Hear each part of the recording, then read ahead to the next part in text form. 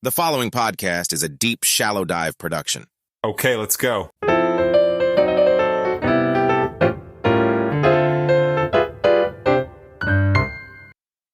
Hey everybody, Ray Doustdar here, and we are back, episode number 6 of the Deep Shallow Dive, and today we are going to do another 712 edition. Just for those that are joining us new, the 712 is a topic that I'm going to try and get covered in under 10 minutes. It's either going to be a current event or it's going to be something that I'm going to try and start a conversation with in order to then do a deep, shallow dive at another time. So again, we're going to keep the 712s ideally to around 10 minutes. And then the bigger deep shallow dives, we're going to keep those to under 30 minutes. And ironically, I found some data which I thought would be interesting, but the median episode duration of a podcast is 38 minutes and 42 seconds. Now, the average American commute and listening time is 26.4 minutes. And then 46% of listeners consume a full episode, with 18 to 30 minutes being the sweet spot for completion. So that feels good. I think we're right on point. And I appreciate my friend Amy Plum Chandler, who pointed out, Ray D, nice deep shallow dive on deep shallow dive. That's pretty funny. I'm also going to give a shout out to my buddy Howard Cole, whom I've known, over 20 years now. And, he really challenged me with something, in a good way, by the way. And he said, hey, I think at the end of the day, the question you need to answer is, why should I listen to you? Or why should we listen to you? And so I've been giving that a lot of thought. And, initially I thought at the end of the day, my content will speak for itself. And hopefully by the time you've listened to a few episodes, you really resonate with the content. But besides that, which by the way, I hope that ends up being true. But besides that, I think the main reason why you should listen to me is I have zero agenda with this and I have zero skin in the game. Whether it's talking about social event or whether it's talking about, something political or anything along those lines, I don't have any skin in this game and I really have zero agenda. My only agenda is I want to try and have us look through, I've said it before and I'm going to say it again, the lens of common sense.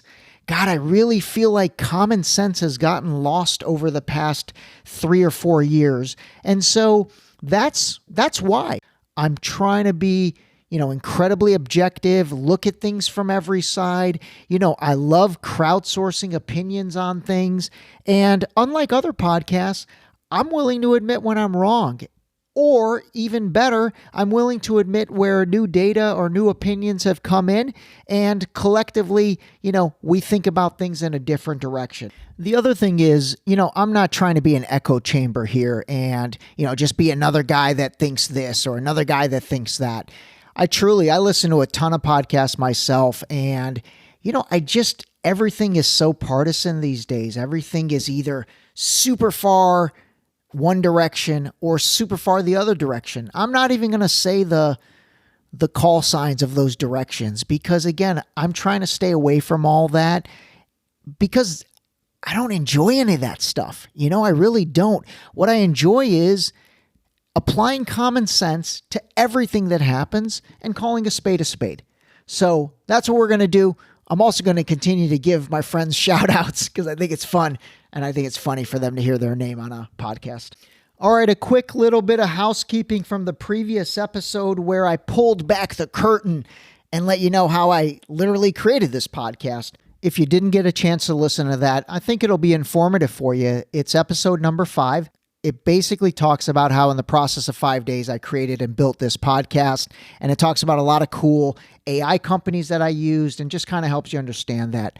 Also, if you want, the first couple episodes I think are very informative. You can go back and give those a listen, including my debut episode, my fiery take on the Republican debate, and then an initial episode that helps you understand this BRICS alliance, which has taken place between Brazil, Russia, India, China, South Africa, along with some new countries, and then also about the CBDCs, central bank digital currencies.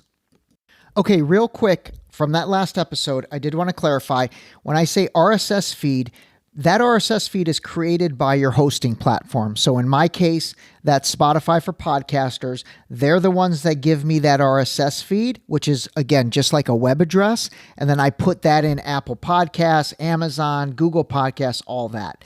The other thing is, when it comes to hosting platforms, there's a ton of them out there, and there's a lot of good ones. You know, Buzzsprout is really good. There's one called Libsyn. There's one called Acast. These are all good. I just chose to go with Spotify for podcasters because I liked the way their user interface worked, and that's who I went with. But there's tons of choices for that. Lastly, when it comes to ChatGPT, I had a lot of questions about what I use. And honestly, I'm currently using version 3.5, which is the free version. But I have heard from people that I really trust their opinion that the 4.0 version, which is a paid version, I think around $20 a month, I heard that thing takes it to another level, and it really, really unleashes a host of things that you can't get in 3.5.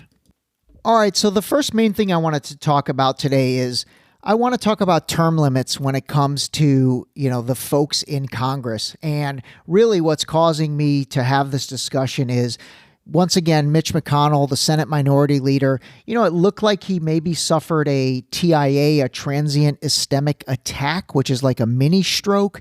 Once again on stage when he was getting interviewed. I believe it was yesterday. And he had one a couple weeks ago. And, at the end of the day, it's just sad. Like, the reporters are asking him about running in 2026 again for re-election.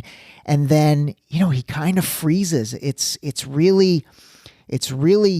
just sad. That guy, whether you like him or you hate him, he's dedicated himself to in his way, helping America. And now he's older. And, again, it's time to retire. I just don't understand why this is so controversial, whether it's Mitch McConnell on the Republican side or Dianne Feinstein, the senator from California, on the Democrat side. I believe they're both 81 or in their early 80s. And so think about this. Anyone else in their early 80s, who, by the way, has the net worth those two have, which that's a whole different topic of how they acquired that net worth in a public servant role. But anyone else in their early 80s, they would have been retired by now. But for some reason, we're seeming to normalize people staying in Congress, of all places, making decisions to run the United States of America, making decisions that impact all of us. It's like they're in their early 80s. Most people I know are definitely retired by 70. And when they're not, you feel bad and you feel like it must be for financial reasons. But with these two, it's not for financial reasons. They are probably, honestly, I think they both have generational wealth. So there's no need to work anymore. So then you start asking yourself, how is this in the best interest of the country? And again, I think what's interesting about this is you've got one on the Republican side and you've got one on the Democrat side. So this isn't a partisan issue. This is a bipartisan issue. Why are they keeping these folks? It's just mean. It's like mean. Again, I don't know if it's against their will or what, but at the end of the day, again, I'm calling a spade on this. There must be other reasons why they're keeping them around, whether that's to, vote in the direction they need a vote. It's almost like a free vote for each side. But think about it. It's just not right. Early 80s, generational wealth, and yet you're maintaining your role in a position that affects 300 million people? Obviously, I understand they were voted in by the people, and I just looked it up, and McConnell's been in the Senate since 1994, and Dianne Feinstein has been in the Senate since 1992. And by the way, she's 89. I didn't realize she was 89. My bad, I kept saying early 80s for the both of them, but she's 89. Come on. All right, I'm not going to beat a dead horse. God, that was probably a bad pun, actually. But I'm not going to keep beating the drum on this. Seriously, this is one of those things I feel like we should all be on the same page about. At the end of the day, they should retire. They should be retired. They should be enjoying this stage of their life.